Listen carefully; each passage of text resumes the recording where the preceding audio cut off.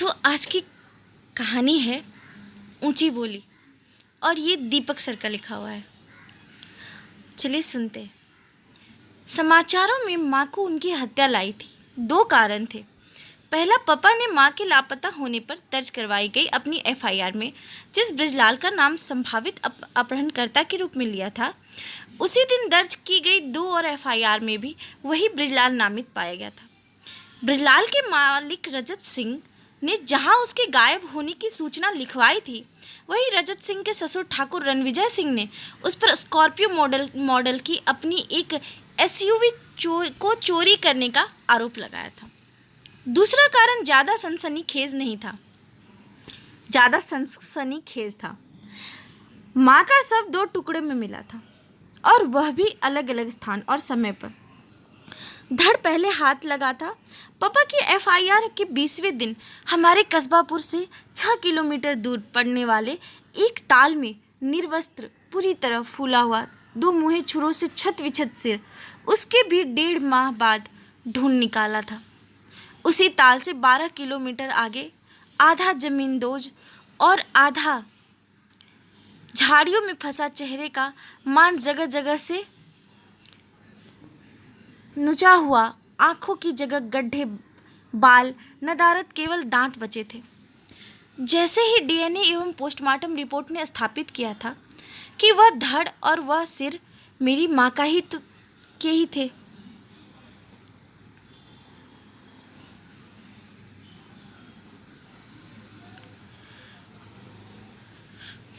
माँ के ही रख दिए थे। कुछ का अनुमान था कि अपनी हत्या से पहले माँ किसी अपराधी गिरोह के सामूहिक बलात्कार की शिकार हुई थी तथा उन्हीं अपराधियों ने 63 वर्षीय बृजलाल को भी मार डाला था और उस एसयूवी के कल पुर्जे अलग अलग करके बेच दिए थे। अपनी अटकलबाजी से दूसरे स्रोत कह रहे थे कि माँ की हत्या उनके अवैध गर्भधारण का दुष्परिणाम थी तथा उस हत्या को अंजाम देने वाले पेशेवर हत्यारे थे। बृजलाल की जानकारी में उसी जानकारी की एवज में उसे एसयूवी के साथ चंपत हो जाने की आज्ञा भी दे दी गई थी। इस अटकल में भी कुछ के अनुसार हत्यारों को अपना भाड़ा रजत सिंह से मिला था और कुछ के अनुसार रणविजय सिंह से। सेक्रेटरी साहिबा को रजत भैया ने याद किया है। माँ के लापता होने वाले रविवार के दिन बृजलाल ने हमारे घर में कदम रखते ही माँ को रजत सिंह का संदेश कह सुनाया था। ठाकुर साहब अपने एक आदमी का केस लाए हैं, उसकी फाइल तैयार करवानी है। रजत सिंह पेशे से वकील था और उसके दफ्तर में सभी जन माँ को उसके निर्देशानुसार सेक्रेटरी साहिबा पुकारते थे। मैं कपड़े बदल लाऊं, ऐसा माँ ने कहा। उस समय माँ अलम गलम एक गाउन पहने थी और बाल भी तान खींचकर क्लिपों में बांधी हुई थी ताकि उनके सीधे बाल छल्लेदार कुंडल नुमा घूमकर घुंघराले बन सके। हाँ, मगर जल्दी आइएगा, ठाकुर साहब जल्दी में हैं। उन्हें फिर आज ही राजधानी वाले अपने बंगले पर लौटना है। रणविजय सिंह प्रदेश की राजधानी के सबसे बढ़िया क्षेत्र के एक आलीशान बंगले में सपरिवार रहता था, मगर जब भी बेटी दामाद के पास इधर कस्बापुर आता रात गुजारने के लिए अपने गांव के फार्म हाउस कस्बापुर से 32 किलोमीटर की दूरी पर स्थित उसकी पुश्तैनी जमीन पर बना था। मैं जल्दी ही तैयार हो जाऊंगी, माँ ने कहा था। तब तक तुम बाहर अपनी मोटर में बैठो।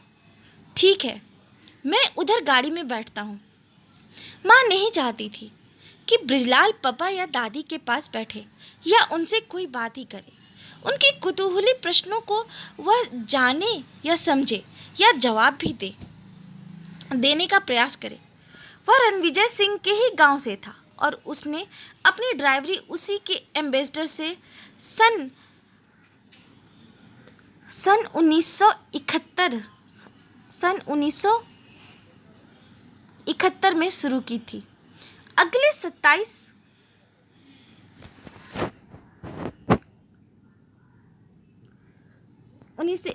उसी के सुपुर्द थी।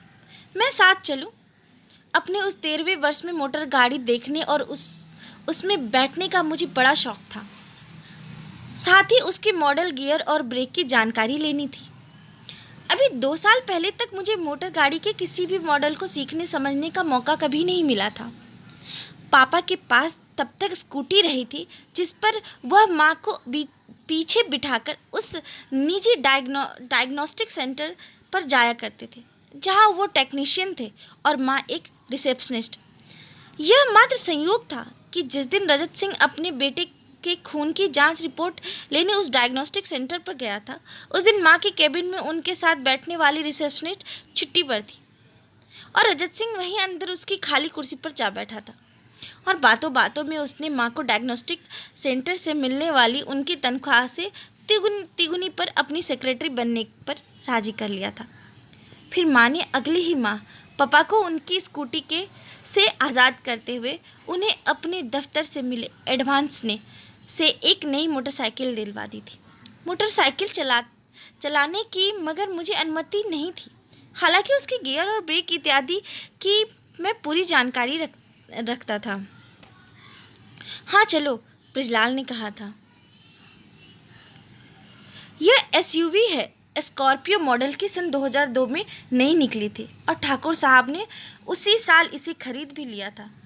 इसे अंदर से देखूं क्या? मैंने कार के शीशे से भीतर झांकते हुए कहा।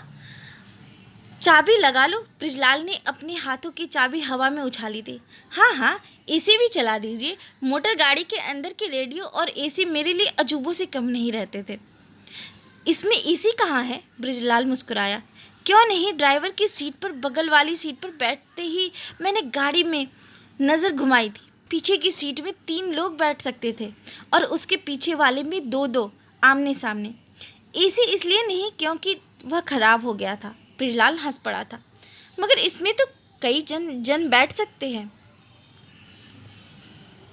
हाँ, यह 7 सीटर एसयूवी है, मतलब स्पोर्ट यूटिलिटी व्हीकल। तुम तो जानते होगे स्पोर्ट किसे कहते हैं। कमजोर अंग्रेजी के कारण मुझे 2 जमात नीचे जाना पड़ा था, 6ठी जमात से 4थी जमात में। मगर 2 वर्ष वहाँ पढ़ते रहने के बाद भी अंग्रेजी मेरी अभी भी बढ़िया नहीं हुई थी। मैं स्पोर्ट और स्पोर्ट्स का अंतर नहीं जानता था और गलत बोल पड़ा था। हाँ हाँ, मैं जानता हूँ, स्पोर्ट खेलकूद को कहा जाता है। खेलकूद को नहीं, खाली खेल को। खेल भी तुम्हारे बल्ले गेंद वाला नहीं, खेल वह जो मन बहलाए, जैसे शिकार, सैर सपाटा या फिर खाली घुमक्कड़ी। तो क्या एसयूवी में लोग यही सब करते हैं? जब तक यह स्कॉर्पियो नहीं रही थी, ठाकुर यह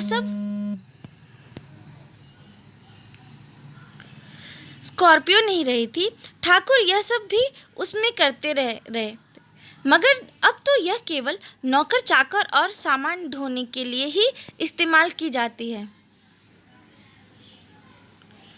समाचार में माँ को उनकी हत्या लाई थी। कारण 2 थे। पहले पापा ने माँ के लापता होने पर दर्ज करवाई गई अपनी